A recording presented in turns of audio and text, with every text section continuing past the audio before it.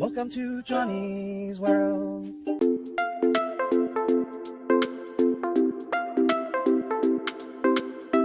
Hi, welcome back to Johnny's World. Hope everyone is doing well. I'm here in my backyard and it's a nice sunny day in sunny California. And I'm down in the Avocado Grove. And I'm looking at it. I was watering it because it has been getting a little bit hot. But the trees are all doing really well down here. I have over 20 trees, avocado trees, and different varieties if you're new to my channel. And I'm down here today to water, but I'm thinking now I do need to remove some avocado trees and also do some maintenance on my grove. Now, why would I remove some of my trees in my avocado grove? Well, I have a lot of different varieties, and based on the location of the tree and just how an individual tree performs, it's different. So I have this Mexicola Grande right here, and it never really did well in a pot anyways, but it's not doing that great in the ground, so I'm going to remove that. It's too close to the Edronol over there, so I'm going to remove that today and put it back in a pot, try to nurse it to better health, and hopefully I could find another area in my make a second avocado grove. I think I spaced these way too close. I tried to do some high density avocado tree planting, but sometimes a tree like the bacon here will overshadow a tree and the tree won't get enough sun. But here's a Mexicola Grande I'm probably going to get removed.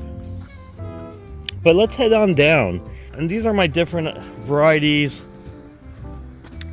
Now, I'm going to cut this. I need to do some avocado grove maintenance. I'm going to cut this branch off. It's kind of dying anyways. It's blocking some of the sun. So hopefully my Carmen Hass will do a little bit better here. And this is the location of probably my second avocado grove. So I live in a mountainous area, and my backyard goes pretty darn far. It goes all the way down there to over there. The great thing about my yard is that no one really has access to. My neighbors all fence in their yards. So I'm the only one that has access down here. And look how beautiful it is. We used to have, when my children were younger, we used to have haystacks over there and set up archery.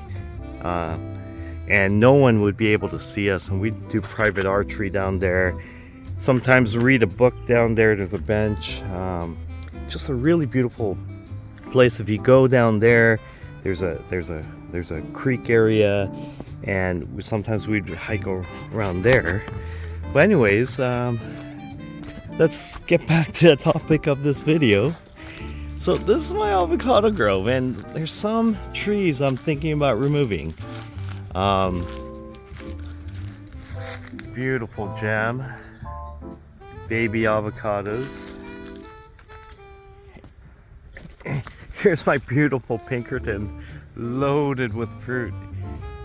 And I have another Pinkerton growing in my courtyard in a 24-inch box, and that is having a bad year, but this tree is having a great year. But anyways, I'm keeping this where it is. But let's see which ones I'm gonna probably be taking out, and probably removing to a container for now to nurse it back to better health. Look at this Gwen. It's not a big tree, but it's holding on to some fruits.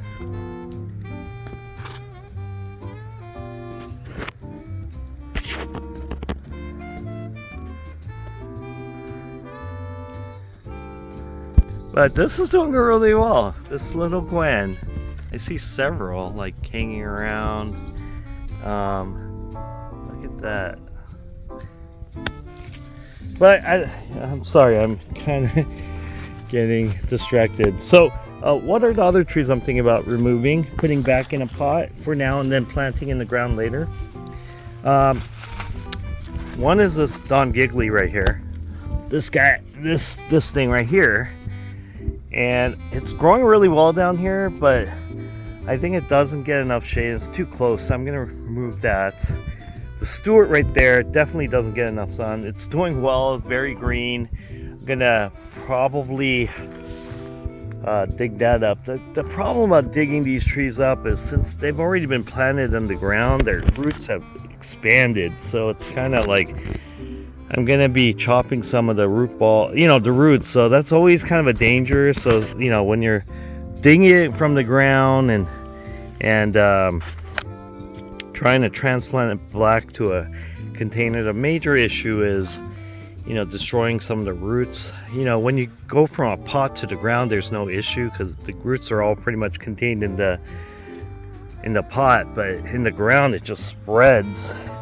So there's no way you could perfectly remove a tree from the ground. But thinking about taking this Don Giggly, the Stewart.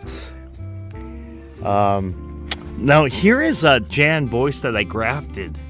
So I grafted this Jan Boyce, and look how it's doing really well in the ground. But I think I'm going to remove that too, because this tree is doing really well. I feel like it's going to explode in the ground, but I'm going to put it, maybe relocate it to a different area.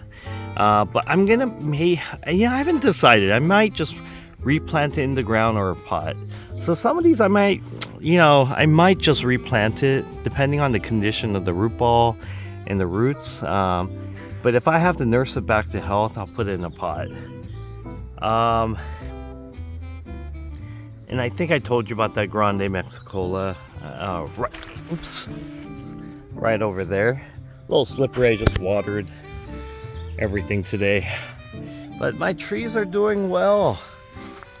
Some of them have been not producing, have been disappointments, like this surprise. It's huge, but it really hasn't produced. But some other trees, like my Pinkerton, my Lamb Hass, my Gem, my Gwen, my Bacon, they've been doing well. But my Fuertes, I heard Fuertes are really delicious avocados. They're huge, and look at this one. It's just broke down and it just is growing that way. I'm gonna have to do something about this Fuertes. I just cannot control these trees, and there's no post that can support these. So it just drops to the ground like that, and it just grows and grows and grows, and I really don't know what to do. Yeah, if you have any comments on what I should do, please let me know. This one I'm thinking about just maybe topping it and then propping it back up. This one maybe topping it too.